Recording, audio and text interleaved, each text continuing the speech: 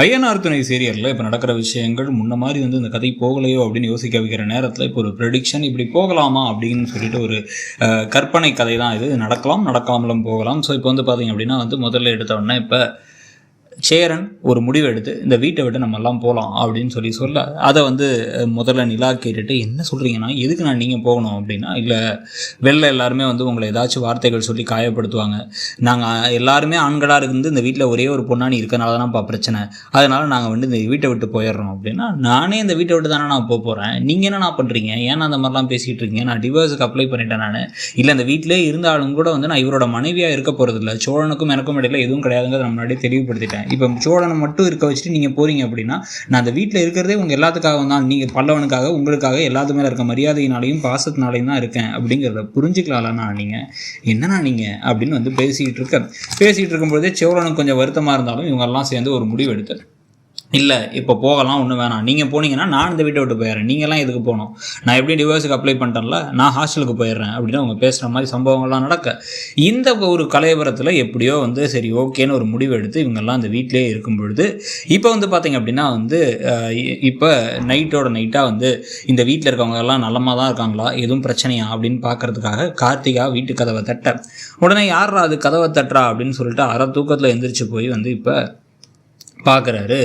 சோழன் பார்த்துட்டு, நீ எதுக்கு இங்கே வந்திருக்க அப்படின்னா, சேரன் மாமா இருக்காரா, நீங்கள் எல்லாம் ஓகேவா, எதுவும் பிரச்சனை இல்லைல்ல, நாங்கள் போனதுக்கப்புறமா அந்த வீட்டிலேருந்து எதுவும் பிரச்சனை பண்ணாங்களா அப்படின்லாம் கேட்டுட்ருக்க, இப்போ உடனே யாரா அப்படின்னு சேரன் பார்த்துட்டு, நீ எதுக்குமா இங்கே வந்த, உன் புருஷன் இப்போ அவர்கிட்ட சொல்லிட்டு வந்தியா இல்லையா, நைட் நேரத்தில் எதுக்கு இந்த பக்கம்லாம் வர, இங்கெல்லாம் வராத அப்படின்னு சொல்லிட்டு இருக்கும் பொழுதே, உடனே என்னம்மா என்ன வராதுன்னு சொல்கிறீங்க அப்படின்னு இவங்க பேசாமல் வீட்டுக்குள்ளே நுழைய போகிறாங்க.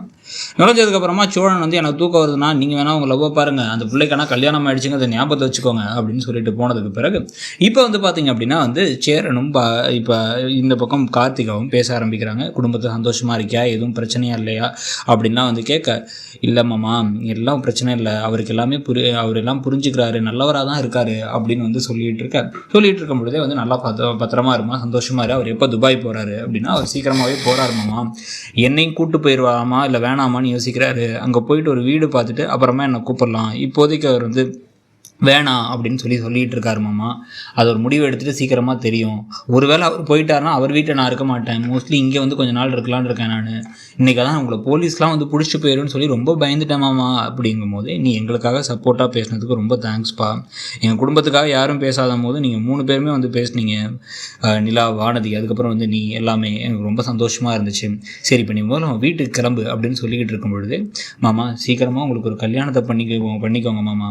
இப்போ சோழனுக்கு ஆல்ரெடி கல்யாணம் ஆகிடுச்சு, இந்த பக்கம் பார்த்திங்க அப்படின்னா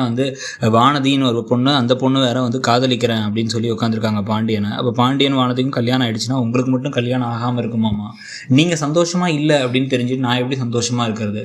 நீங்கள் என் குடும்பத்துக்கு ஒரு பெரிய நல்லது பண்ணணும்னு நினச்சிங்க,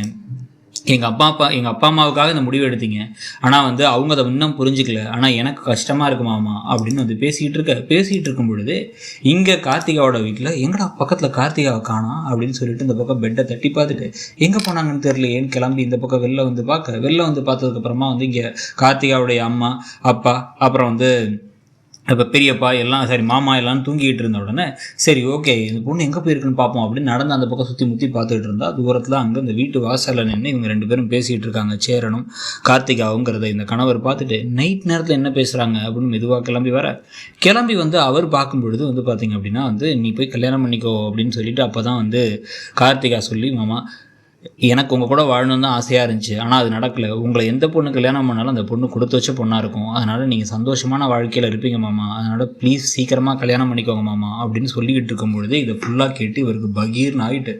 இவர் உடனே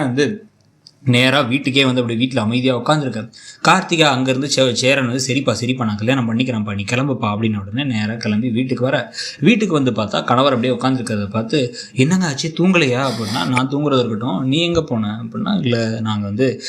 தூக்கம் வரல, அதான் சும்மா நடந்து போயிட்டு எங்கே போனேன் அப்படின்னா, இல்லை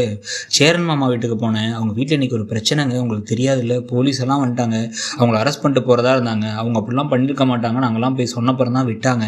அதான் அதை பற்றி அவங்க எப்படி இருக்காங்கன்னு கேட்கலான்னு போனேன், ஏன்னா எனக்கு தூக்கம் வரல அதனால தான் அப்படின்னா. சரி தூக்கம் வரல, அங்கே போனால் பேசினா எல்லாம் சரி, ஆனால் வந்து நான் உங்களை கல்யாணம் பண்ணிக்க நினச்சேன், ஆனால் வந்து என்னால் அது முடியல, உங்களை கட்டிக்க போகிற பொண்ணு கொடுத்து வச்சவ அப்படின்லாம் சொல்கிறியா, அப்போ நீ கொடுத்து வச்ச இல்லையா, என்ன கட்டிக்கிட்டியே அப்படின்னு அவர் கேட்க, என்னடா அவரோட டோனே மாறுது, துணியே மாறுது. அப்படி இல்லைங்க, ஐயோ அப்படி இல்லைங்க அப்படின்னா. அப்போ இந்த வீட்டுக்கெல்லாம் போன போது எல்லாமே வந்து உன் மனத்தில் அந்த ஆள் இருந்திருக்காரு. இதில் அவருக்கு வீடியோ கால் பண்ணி எனக்கு பேசிட்டு என்னையும் வேறு பேச சொல்லி கூப்பிட்டியே, அப்போ எல்லாருமே உன் மனசில் எல்லா நேரத்துலையும் அந்த ஆள் உன் மனசில் இருந்தாரா அப்படின்னு கேட்க ஆரம்பிக்க. ஐயோ அப்படி இல்லைங்க அப்படின்னு வந்து சொல்லிட்டு, அது வந்து முன்னாடிங்க இப்போ அவர் நல்லா இருக்கணும்னு நினச்சேன் அவ்வளோதான், வேறு எதுவும் இல்லைங்கும் போதே கோபமாகி இந்த ஆள் வந்து பலார்னு ஒன்று ஆச்சு. கார்த்திகா வரைய சத்தம் கேட்டு இந்த பக்கம் கார்த்திகாவுடைய அம்மா அதுக்கப்புறம் மாமா எல்லோரும் ஓடி வந்து என்னாச்சுன்னு கேட்டால், இவர் ராத்திரி நேரத்தில் அந்த வீட்டுக்கு கிளம்பி அவன்கிட்ட போய் அவனை கல்யாணம் பண்ணிக்க போகிற பொண்ணு கொடுத்து வச்சவன் பேசுகிறா, உங்கள் பொண்ணை வந்து இப்போ இவ்வளோ பெரிய விஷயத்த பண்ணியிருக்காங்கிறத மறைச்சி என்னை வந்து கல்யாணம் பண்ணி வச்சிங்களா, அப்போ நீங்கள் சண்டையாகிட்டு இவர் நான் வந்து இதோட நான் போய் கிளம்புறேன், உங்கள் பொண்ணை நீங்களே வச்சுக்கோங்க அப்படின்னு கிளம்பி போனோடனே இந்த பஞ்சாயத்து பண்ணுறதுக்காக எல்லாம் பண்ணிவிட்டு இந்த பக்கம் கார்த்திகாவை அடிச்சிட்டு இருக்கும் போதே இந்த பக்கம் வந்து கார்த்திகா குடுன்னு ஓடி போய், மாமா அவர் என்ன அரைஞ்சிட்டாரு, அவர் மோசமானவனா இருக்காரு, அவர் என்ன புரிஞ்சிக்கல அப்படின்னா, நீ பண்ணதுக்கு அவர் அப்படி தானே நினைக்க தோணும் அவருக்கு, நீ நைட் நேரத்தை எதுக்கு அவர்கிட்ட சொல்லாமலாம் வந்த அப்படின்னு வந்து கேட்டால், என்னால் அவர் கூட போக முடியாது, நான் உங்கள் கூடயே இருந்தேன், என்னை கல்யாணம் பண்ணிக்கிறீங்களா மாமாங்கிற மாதிரி எதையாச்சும் பேச ஆரம்பிக்க. இப்போ இந்த சமயத்தில் திருப்பி கார்த்திகா அண்டு சேரன் அப்படின்னு ஜோடி சேர்ற மாதிரி கதை போகிறதுக்கான வாய்ப்பு இருக்கா அப்படிங்கிறத ஒரு பக்கம் பார்க்கணும். அப்படி இல்லை அப்படின்னா வந்து கார்த்திகாவோட காட்சிகளை திருப்பி காமிக்கும் பொழுது ஏதோ ஒரு பெரிய பிரச்சனை வருது, இல்லை கார்த்திகா திருப்பி இந்த பக்கமே வர முடியாத அளவுக்கு ஒரு இஷ்யூ நடக்க போதா, இல்லை முன்னாள் காதலியை மனத்தில் வச்சுக்கிட்டு இன்னுமே வந்து இந்த சந்தா யாதவ ஒரு கல்யாணம் பண்ணிக்கிட்டு அதுக்கப்புறம் அதில் வேறு ஏதாவது பிரச்சனைகள் வரப்போதா அப்படிங்கிறத பார்க்கணும். நீங்கள் என்ன நினைக்கிறீங்க? எல்லா ப்ரெடிக்ஷனும் உண்மையாகணுங்கிற அவசியம் இல்லாட்டியும் இந்த கதையில் சில பேர்லாம் வந்து கார்த்திகா சேரன் ஜோடி நல்ல ஜோடிங்க, அதை ஏங்க பிரித்து விட்டீங்க அப்படின்னு சொல்லிட்டு இருந்தாங்க. ஒருவேளை திருப்பி அது நடக்கிறதுக்கு வாய்ப்பு இருக்கா அங்கேருந்து டிவோர்ஸ் வாங்கி அப்படின்னு உங்களுக்கு தோணுதாங்கிறதையும் சொல்லிட்டு, நீங்கள் இந்த கதையில் எந்த ஜோடியை ரொம்ப ரசித்து பார்க்குறீங்க, எந்த விஷயத்தை வந்து ரொம்ப பிடிச்சி பார்க்குறீங்க, எந்த விஷயம் உங்களுக்கு இந்த கதையில் ஒத்து வரல அப்படிங்கிறத கமெண்ட் செக்ஷனில் சொல்லுங்கள். நீங்கள் பார்க்குற சீரியல்கள்லேயே உங்களுக்கு பிடிச்ச சீரியல் எது அப்படிங்கிறதையும் மறக்காமல் மென்ஷன் பண்ணுங்கள். அப்படியே வந்து பார்த்தீங்க அப்படின்னா வந்து இந்த சீரியல் மட்டும் இல்லாமல்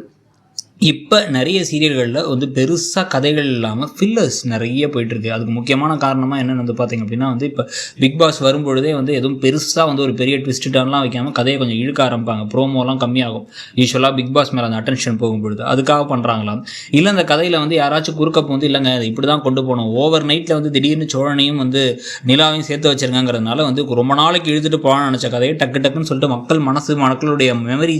வந்து ரொம்ப கம்மி தான், டக்குன்னு மாற்றி சேர்த்து வச்சிடலாங்கிறதுக்காக அவசரமாக கொண்டு போகிறாங்களா, அதை பற்றி நீங்கள் என்ன நினைக்கிறீங்க? இன்னொரு பக்கம் பாண்டியன் வானதி ஜோடி நல்லா இருந்தாலும் கூட அவங்க இந்த வீட்டுக்கு வந்ததுக்கப்புறமா வானதிக்கும் நிலாவுக்கும் இடையில் ஒத்து வருமா, இல்லை என்ன நினைக்கிறீங்க அப்படிங்கிறத சொல்லுங்கள்.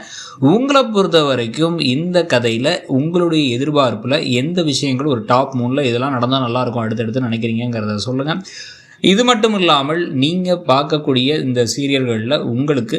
எந்த சீரியல் மேலே இப்போ வந்து இல்லைங்க அந்த சீரியலை முடிச்சிடலாம் பிக் பாஸ் ஆரம்பிக்கிறதுக்கு நினைக்கிறீங்க, ஆஹா கல்யாணம் முடியுது, அந்த மாதிரி வேறு ஏதாவது சீரியலை முடிக்கலாம்னா அது எந்த சீரியலாக இருக்குங்கிறதையும் கமெண்ட் செக்ஷனில் சொல்லுங்கள். தேங்க்யூ.